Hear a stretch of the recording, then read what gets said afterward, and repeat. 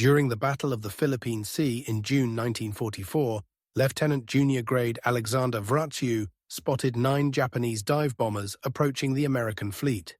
He was flying an F6F Hellcat, the Navy's newest carrier fighter. The Japanese pilots saw him coming and maintained their attack formation. They had faced American fighters before. The Zero had dominated Pacific skies for 3 years. Why should this be different? WW2 dove through the formation, guns firing. The first bomber exploded. He rolled, fired again. The second bomber fell away trailing smoke. He continued through the formation, destroying bombers so quickly that his wingman couldn't keep count. In approximately 8 minutes, WW2 shot down 6 Japanese aircraft. His Hellcat absorbed several hits but continued flying. When he returned to USS Lexington, he had become an ace in a single mission. That engagement typified what the Hellcat did to Japanese naval aviation. The Zero had been superior to everything America fielded in 1941-1942. Fast, maneuverable, with excellent range and experienced pilots. But by 1944, the Hellcat had reversed Japanese air superiority completely. The kill ratio was approximately 19.1 in favor of the Hellcat. For every Hellcat lost in combat, American pilots destroyed 19 Japanese aircraft. The story of how that happened began with failure and adaptation. In December 1941, when Japan attacked Pearl Harbor, the U.S. Navy's primary carrier fighter was the F-4F Wildcat. The Wildcat was adequate, but not exceptional. It was slower than the Zero, less maneuverable, with inferior climb rate. Japanese pilots in Zeros could choose when and where to fight. They could dive in, attack, and escape before Wildcat pilots could respond effectively. The Zero had been designed with specific priorities: range, speed, and maneuverability. To achieve these, Japanese designers minimized weight.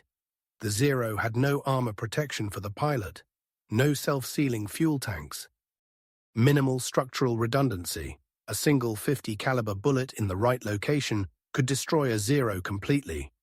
But in 1941-1942, hitting a Zero was difficult.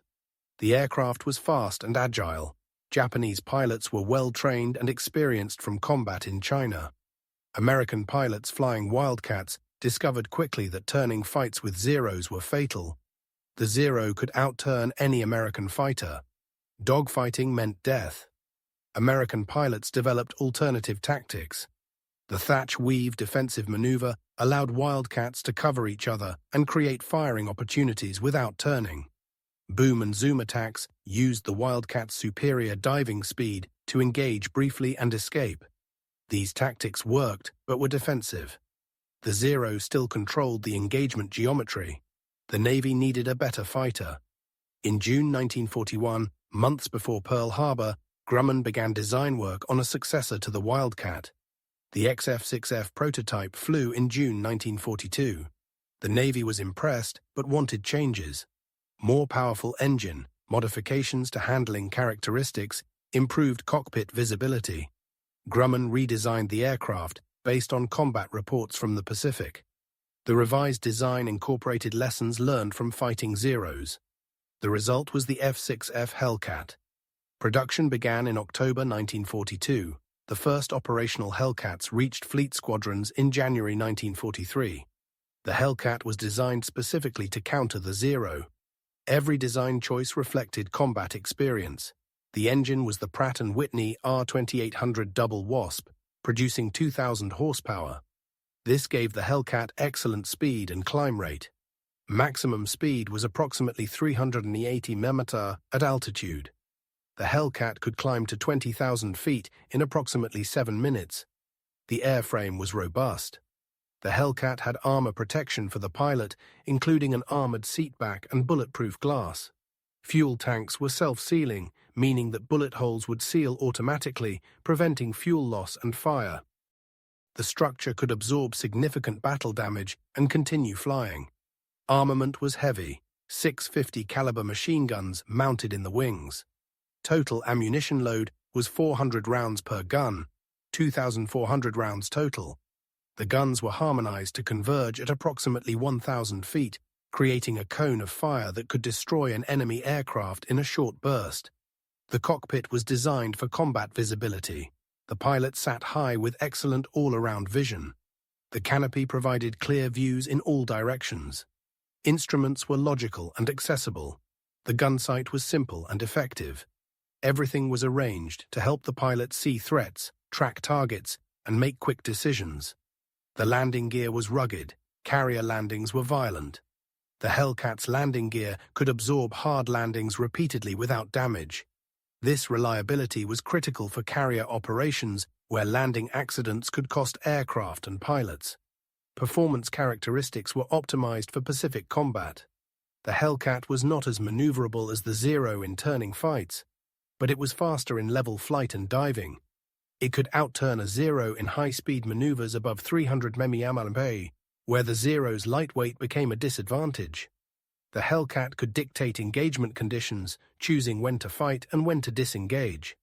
But the Hellcat's success wasn't just about the aircraft. Training was equally important. By 1943, American pilot training had expanded dramatically. New pilots received extensive flight time before deployment. They trained on tactics specifically designed for fighting Zeros. They practiced gunnery, formation flying, and combat maneuvering. Japanese training had declined severely by 1943. Experienced pilots had been killed in 1941-1942. Replacements received abbreviated training with minimal flight hours. By 1944, many Japanese pilots had less than 100 hours total flight time when they entered combat. American pilots typically had 300-plus hours before deployment. The first major test of the Hellcat came during Operation Galvanic, the invasion of the Gilbert Islands in November 1943.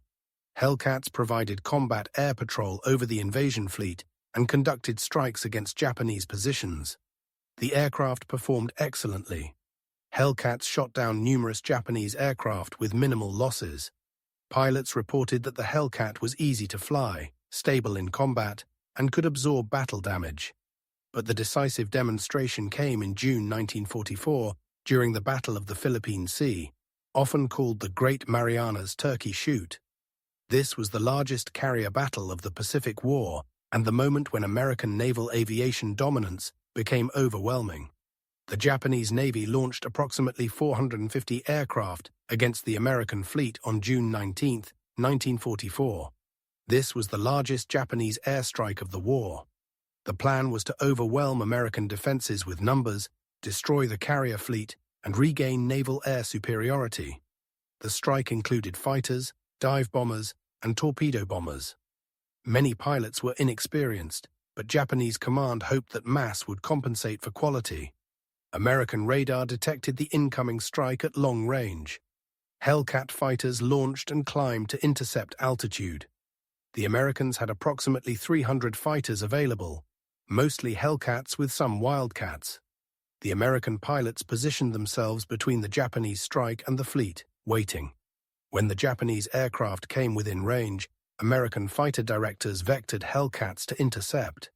The Japanese formation was large and difficult to control. Aircraft were scattered across miles of sky.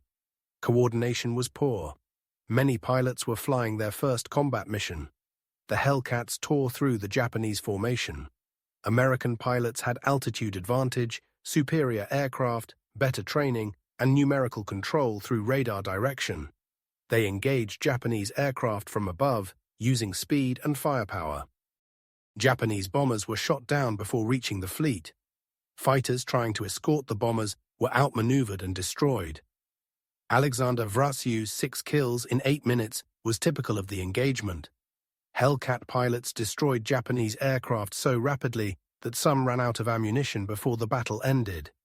Of approximately 450 Japanese aircraft launched, over 300 were destroyed. Most were shot down by Hellcats. American losses were approximately 30 aircraft, mostly from anti-aircraft fire or accidents, not Japanese fighters. The battle destroyed Japanese naval aviation as an effective force. The carriers survived but had no aircraft. The pilots were dead. The remaining planes couldn't be effectively replaced. Japan had lost the ability to conduct carrier operations. Why was the Hellcat so dominant? Several factors combined. First, the aircraft itself. The Hellcat was fast enough to dictate engagement conditions. It could choose to fight or disengage. Japanese aircraft couldn't force Hellcats into unfavorable positions. The Hellcat's durability meant that even when hit, it often continued flying. Pilots survived encounters that would have killed them in less robust aircraft. Second, tactics. American pilots used boom and zoom attacks, diving on Japanese aircraft from above, firing and extending away at high speed. They avoided turning fights where Japanese maneuverability might give advantages. They worked in pairs, covering each other, creating situations where one pilot could shoot while the other watched for threats. Third, training. American pilots had hundreds of hours of training. They knew their aircraft's capabilities and limitations. They practiced combat maneuvers repeatedly until reactions became automatic. They understood tactics and could execute them under stress. Fourth, radar and fighter direction. American carriers had radar that detected incoming raids at long range. Fighter directors on the ships could vector Hellcats to intercept, giving them position and altitude advantage. Japanese forces lacked equivalent radar capabilities and couldn't coordinate their formations as effectively. Fifth, industrial capacity.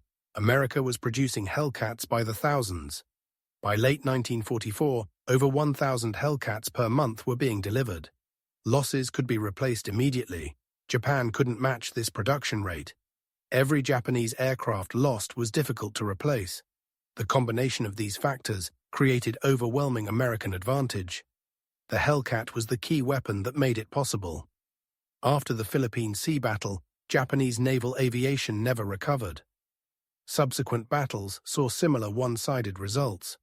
At Leyte Gulf in October 1944, Hellcats destroyed Japanese aircraft attempting to attack the invasion fleet.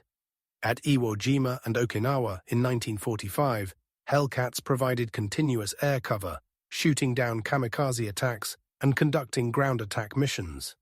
The Hellcat's ground attack capability was significant. The aircraft could carry bombs and rockets for attacking surface targets. Hellcats conducted strikes against Japanese bases, shipping and ground forces throughout 1944-1945.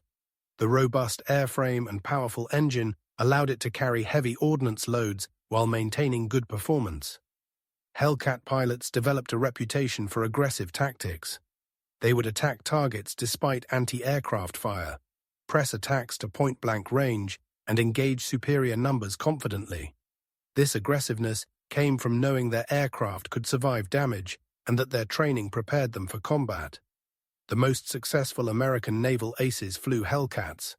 David McCampbell shot down 34 Japanese aircraft flying Hellcats. Cecil Harris destroyed 24. Eugene Valencia credited 23. These pilots demonstrated what was possible with a combination of excellent aircraft, superior training, and combat experience. But the Hellcat's success came at the cost of Japanese lives. For every American pilot who became an ace, multiple Japanese pilots died. The kill ratio meant that Japanese aviation losses were unsustainable. Even if pilots survived being shot down, they were often over water far from friendly territory. Survival rates were low. Japanese pilots recognized the Hellcat's superiority relatively quickly.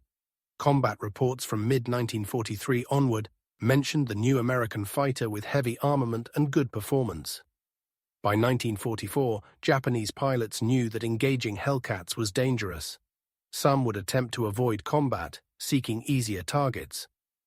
Others would attack anyway, driven by duty or desperation. The psychological impact was severe. Japanese pilots knew they were outmatched. Their aircraft were inferior. Their training was inadequate. American fighters were numerous and aggressive. Survival odds were low. This knowledge affected morale and combat effectiveness. For American pilots, the Hellcat provided confidence. They knew their aircraft was superior. They knew their training was better. They knew that if they executed tactics correctly, they would win. This confidence translated to aggressive combat behavior and high success rates. The Hellcat's maintenance requirements were reasonable.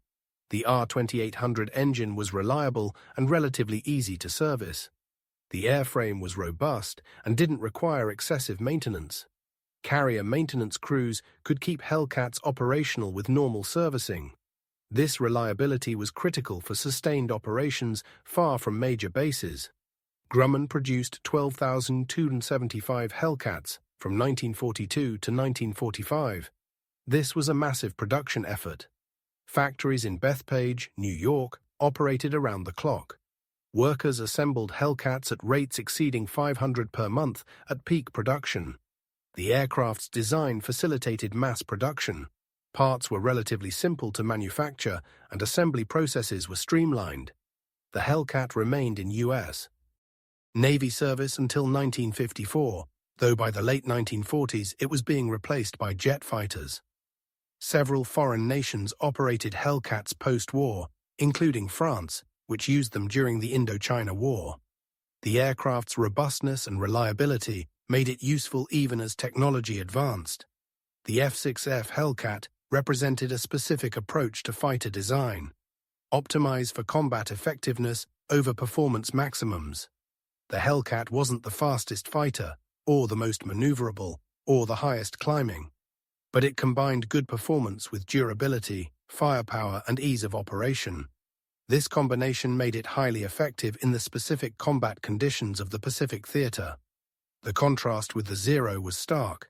The Zero optimized for performance, speed, range, maneuverability, at the cost of pilot protection and durability. In 1941-1942, this trade-off worked. The Zero's performance advantages outweighed its vulnerabilities. But by 1943-1944, when pilots were less experienced and American fighters had improved, the Zero's lack of protection became crippling. A single hit could destroy it. The Hellcat's design philosophy accepted slightly lower performance in exchange for survivability. The aircraft was heavier than optimal, reducing agility. But that weight included armor, self-sealing tanks, and robust structure. Pilots survived encounters that would have killed them in lighter aircraft. Survivors gained experience, becoming better pilots, creating a virtuous cycle. This design philosophy influenced post-war thinking. The idea that pilot survival and aircraft durability matter as much as raw performance became accepted. Modern fighter aircraft incorporate extensive protection systems, redundant controls, and robust structures. The Hellcat demonstrated that these features were worth the performance costs. For the Japanese pilots who mocked the Hellcat early in its deployment, reality arrived quickly and brutally. The aircraft they dismissed as clumsy or heavy destroyed them in numbers they couldn't counter. Their fast, agile Zeros became flying coffins when Hellcat pilots exploited their advantages. Lieutenant Junior Grade Alexander Vratsiu's June 19, 1944 engagement illustrated the new reality perfectly. 9 Japanese bombers approached the American fleet. Vratsiu in his Hellcat dove through the formation, destroying 6 aircraft in 8 minutes. The Japanese couldn't stop him. Their defensive fire hit his Hellcat multiple times, but the aircraft continued flying. He returned to his carrier, landed safely, and was ready to fly again within hours. That was the Hellcat's war. Aggressive attacks, heavy firepower, durability under fire, and overwhelming success. The aircraft ruled Pacific skies from 1943 until war's end. The Zero's dominance was broken. Japanese pilots who once controlled the engagement now fought desperately for survival. The numbers tell the story. Over 5,000 Japanese aircraft destroyed in air combat by Hellcats. Kill ratio of 19.1. Complete air superiority achieved and maintained. American carriers operated with confidence, knowing Hellcats would protect them. Amphibious invasions proceeded under Hellcat air cover. Japan's ability to contest American advances evaporated. The Hellcat didn't win the Pacific War alone. Submarines strangled Japanese supply lines. Amphibious forces captured island bases. Strategic bombing destroyed Japanese industry. But the Hellcat made carrier operations possible, and carriers projected American power across the Pacific. Without air superiority, the island-hopping campaign would have been far more costly or impossible. For Grumman's engineers, the Hellcat was validation of their design philosophy. They built an aircraft optimized for combat, not for performance specifications. They listened to pilot feedback and incorporated lessons from actual combat. They created a weapon system that worked exactly as intended. For American pilots, the Hellcat was the aircraft that let them win. It was fast enough, tough enough, and powerful enough. It gave them the tools to exploit their training and tactics. It brought them home when they were hit. It let them dominate an enemy that had seemed invincible just 2 years earlier. For Japanese aviation, the Hellcat was the instrument of destruction. It killed their pilots, destroyed their aircraft, and ended their air superiority.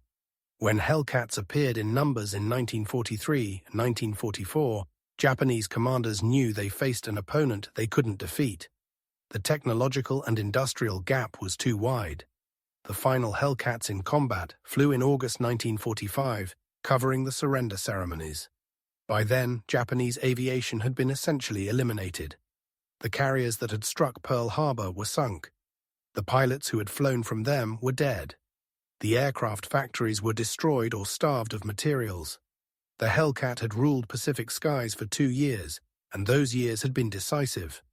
When historians evaluate World War II aircraft, the Hellcat ranks among the most effective. Not because it was the best on paper, but because it achieved its designed mission completely. It destroyed enemy aircraft in unprecedented numbers. It protected American forces. It enabled operations that led to victory. The measure of a weapon is not its specifications, but its results.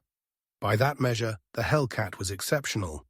The mockery that some Japanese pilots expressed early in the Hellcat's deployment turned to respect and then to fear. They learned that the aircraft they dismissed was faster, tougher, and more heavily armed than they expected. They learned that American pilots knew how to use those advantages. They learned that engaging Hellcats meant high probability of death. By mid-1944, Japanese pilots recognized Hellcats by silhouette and tried to avoid them when possible. When engagement was unavoidable, Japanese pilots attacked with desperation, knowing their chances were poor. The confident superiority they had felt in 1941-1942 was gone, replaced by the knowledge that they were outmatched. For Lieutenant Vrasiu and thousands of other American pilots, the Hellcat was the aircraft that let them do their job. They flew missions knowing their aircraft would perform, would protect them, and would give them the tools to win. That confidence came from experience with the aircraft and from seeing what it did to enemy fighters. The Hellcat's dominance was so complete that by late 1944, American fighters faced more danger from anti-aircraft fire than from Japanese fighters. Japanese aviation was so depleted that encountering enemy fighters became relatively rare. The sky had been cleared. The Hellcat had done its job.